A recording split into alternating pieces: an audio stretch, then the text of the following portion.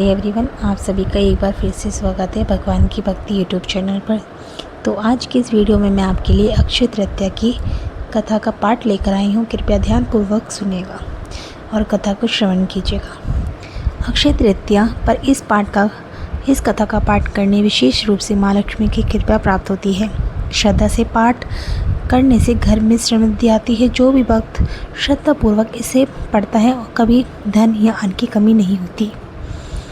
प्राचीन काल की बात है। एक छोटे से गांव में धर्मराज नामक एक वेश्य रहता था। वह अत्यंत निर्धन था और अपने परिवार के भरण पोषण के लिए सदैव चिंतित रहता था। परिवार में कई सदस्य थे और आर्थिक तंगी के कारण जीवन कठिनाइयों से भरा था। किंतु धर्मराज का हृदय धार्मिक प्रवृत्ति वाला था। वह सच्चे मन से देवताओं और ब्राह्मणों की सेवा करता था तथा सदाचार और धर्म का पालन करता था।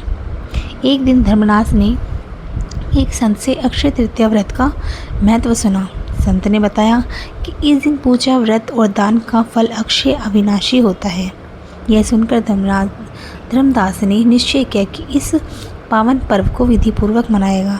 अक्षय तृतीया के दिन वह प्रातःकाल उठकर गंगा स्नान के लिए गया। स्नान के पश्चात उसने विधिपूर्वक देवी देवताओं की पूजा की।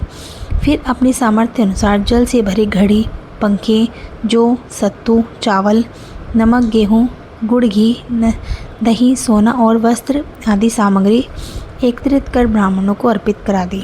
धर्मराज के इस विशाल दान को देखकर उसकी पत्नी और परिवारजन चिंतित हो उठे। उन्होंने कहा, यदि तुम सब कुछ दान कर दोगे तो हमारा पालन पोषण कैसे होगा? परंतु धर्मदास ने आत्मविश्वास के साथ कहा, जो भगवान को समर्पित किया जाता है वह व्यर्थ नहीं जाता। यह पुण्य मेरे और मेरे परिवार के लिए अक्षय फल देगा। धर्मदास ने हर वर्ष अक्षय तृतीया के दिन श्रद्धा और समर्पण से व्रत, पूजन और दान किया। वृद्धावस्था और कई रोगों से पीड़ित होने के बाद भी उसने व्रत का दान का कर्म नहीं छोड़ा। अतः जब इसका इस जन्म का फल समाप्त हुआ, जो पुण्य के प्रभाव से उसे अगले जन्म में कुशावती का एक प्रतापी और धनवान राजा बनने का सौभाग्य प्राप्त हुआ।